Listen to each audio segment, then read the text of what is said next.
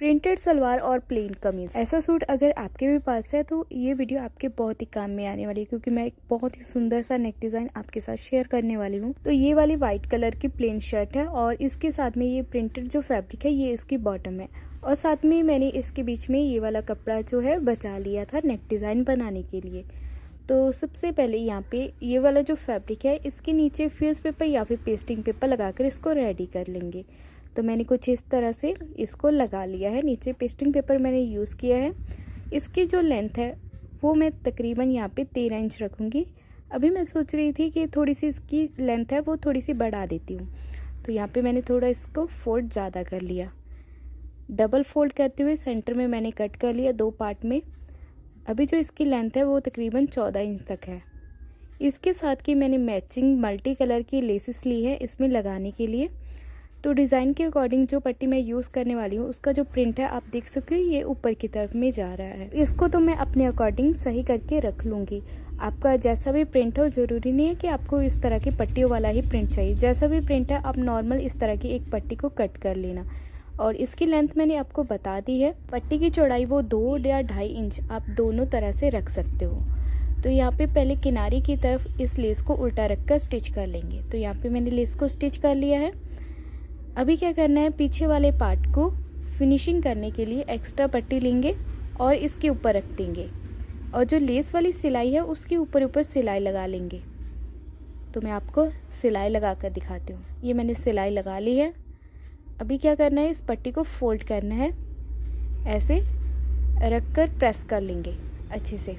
तो देखिए कितनी प्यारी सी हमारी लेस निकल कर आ चुकी है। आप इसकी जगह पे पाइपिंग का भी यूज़ कर सकते हो। तो दोनों पट्टियों को प्रेस करके सेट कर लेंगे। तो बराबर रखते हुए मैंने कट कर लिया है। इनको देखिए नेक के साइज़ के अकॉर्डिंग रखकर सेट करना है। चाहो तो आप पेपर ले सकते हो वाइट कलर का। आपको समझाने के लिए जिस नेक के ऊपर जिस पेपर के ऊपर मैं नेक कटिंग करने वाली हूँ उसी पेपर का यूज़ करूँगी। ये पेस्टिंग पेपर मैंने लिया है। इसको मैं डबल फोल्ड कर लूँगी। यहाँ पे डबल फोल्ड करने के बाद नेक की जो चौड़ाई है वो आपको कितनी रखनी है उतना मार्क कर लेना है। जैसे कि मैं गले की चौड़ाई रखने वाली हूँ 7 इंच। डबल फोल्ड है तो इसलिए मैं 3.5 इंच का निशान लगा रही हूँ। दोनों तरफ इसका निशान लगा लेंगे। सेंटर में जब हमने फोल्ड किया था तो इसका मार्क सेंटर का बन चुका था। तो यहाँ पे एक पट्टी को ऐसे तिरछा रखना है इसके साइज़ के अकॉर्डिंग। चौड़ाई को आपको उतना ही खोल कर रखना है जितना कि आप चाहते हो। नीचे बस आपको दोनों पट्टियों को मिला कर रख लेना है। ठीक है, आपको समझ में लग ही गया होगा। गले की जो चौड़ाई है वो तो आपने सेट कर ही ली है। इसके बाद जो गले की डीप लेंथ है वो आपको नाप कर निशान लगा लेना है। तो यहाँ पे जो डीप लेंथ है अभी के लिए ज़्यादा है क्योंकि हमने 14 इंच लंबी पट्टियाँ ली थी। डीप लेंथ आप जितनी भी रखना चाहते हो उससे आधा इंच बढ़ाते हुए एक मार्क लगा लें। ठीक है, यहाँ पे मैंने दोनों तरफ पट्टी के ऊपर मार्क लगा लिया है। इसके बीच का जो स्पेस है वो आपको नाप लेना है। यहाँ से ये कम से कम 3 इंच तक आ रहा है। तो यहाँ पे 3 इंच आपको याद रखना है कि इसका जो चौड़ाई का मार्जिन था वो कितना था। और यहाँ से पकड़ते हुए पहले एक पिन लगा लेंगे। पिन के बाद इसके ऊपर एक सिलाई लगा लेनी है। तो यहाँ पे मैं आपको सिलाई लगा कर दिखा देती हूँ। तो ये सिलाई मैंने लगा ली है। अभी के लिए जो नेक है वो हमारा ज़्यादा भी हो सकता है। इसके लिए आपको इस चीज़ का मार्क कर लेना है, जो भी आपने नापा था ये 3 इंच तक है या नहीं। ठीक है, उतना ही खोल कर नाप को रखना है। तो यहाँ पे एक मैंने मार्क लगाया है इसकी लेंथ को नापने के लिए कि कितना पैच हमें फिल करना है। इसकी जो डीप लेंथ थी वो 5.5 इंच थी। यहाँ से 3 इंच है, बाहर की तरफ भी नाप लेंगे 6.5 इंच। तो आपको एक पीस लेना है 6.5 इंच चौड़ाई वाला और डीप लेंथ इसकी रखेंगे 5.5 इंच। तो मैंने क्या किया है, एक फैब्रिक के नीचे पेस्टिंग पेपर लगा लिया है। तो इसी साइज़ के अकॉर्डिंग मैं इसको कटिंग कर लूँगी। और जो हमारी शर्ट थी उसके बीच में ये प्रिंट वाला फ्लावर भी था। प्रिंट नहीं था, ये एम्ब्रॉयडरी हुई थी। तो मैंने सोचा कि इसी को सेंटर में रख कर लगा लेते हैं, ये अच्छा लगेगा। और इसको मैं यूज़ करने वाली हूँ इसके बीच में कुछ इस तरह से फिल करते हुए। तो सेम कलर के मैंने ये वाले एम्ब्रॉयडरी थ्रेड भी ले लिए हैं। ये वाला जो वाइट कलर का फ्लावर था इसको मैं थोड़ा सा और ज़्यादा हाईलाइट करना चाहती थी क्योंकि ये इतना दिख नहीं रहा था। तो उसके लिए मैंने सेम प्रिंट के अकॉर्डिंग एम्ब्रॉयडरी थ्रेड लिए हैं। इनको मैं नीडल में डाल लूँगी और यहाँ पे छोटे छोटे टांके लगाते हुए जाना है।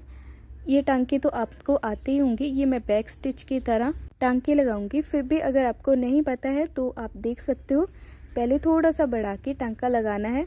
और बैक स्टिच इसीलिए बोलते हैं क्योंकि हमें नीडल को बैक लेकर जाना होता है। तो जो होल से हमने पहले निकाली होती है सुई, उसी होल से डाल लेंगे। तो यहाँ पे छोटे छोटे से टांके हैं वो लगते हुए जाएंगे। पूरा जब हमारा फ्लावर है कंप्लीट हो जाएगा तो आपको देखने में काफ़ी अच्छा लगेगा।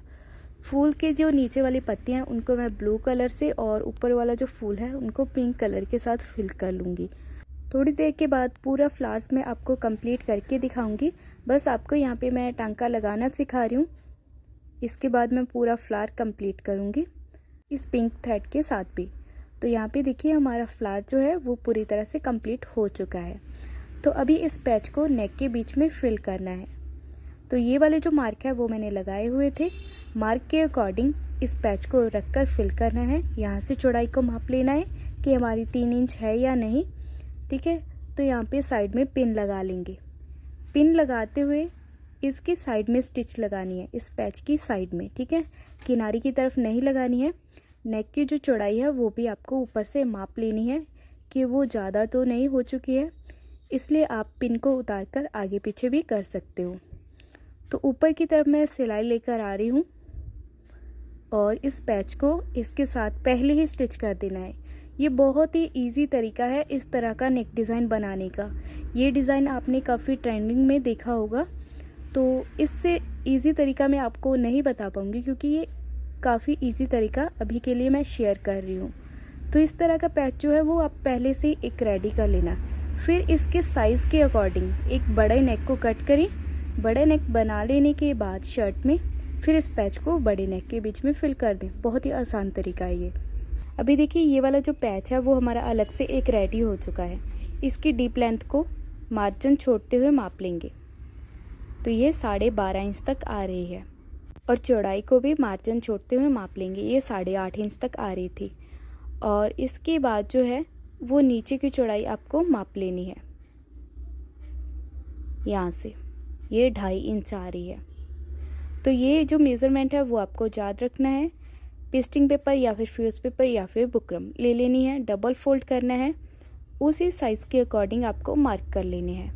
डीप लेंथ का मार्क करेंगे 12.5 इंच, चौड़ाई का मार्क करेंगे 4.25 इंच और यहाँ से चौड़ाई का मार्क करेंगे 2.5 इंच का हाफ करते हुए 1.25 इंच और इन दोनों निशानों को तिरछा मिला लेंगे।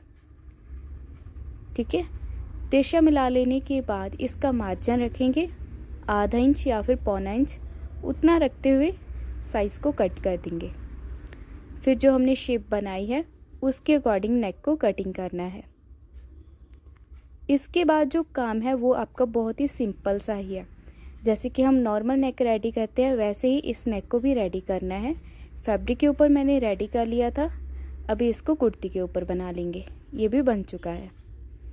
ये मैंने आपको इसीलिए नहीं दिखाया है क्योंकि ये तो आपको बहुत ही आराम से आता होगा, काफ़ी बार मैंने आपको सिखा दिया है।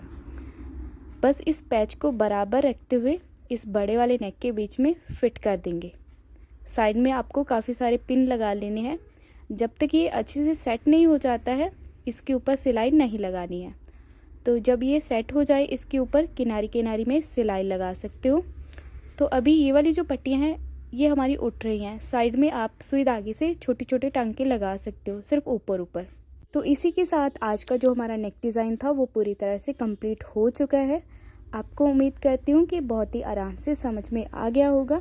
एक बार कमेंट करके ज़रूर बताना कि आपको ये नेक डिज़ाइन किस तरह का लगा। आज की वीडियो में सिर्फ इतना ही। जल्द मिलती हूँ नई वीडियो के साथ।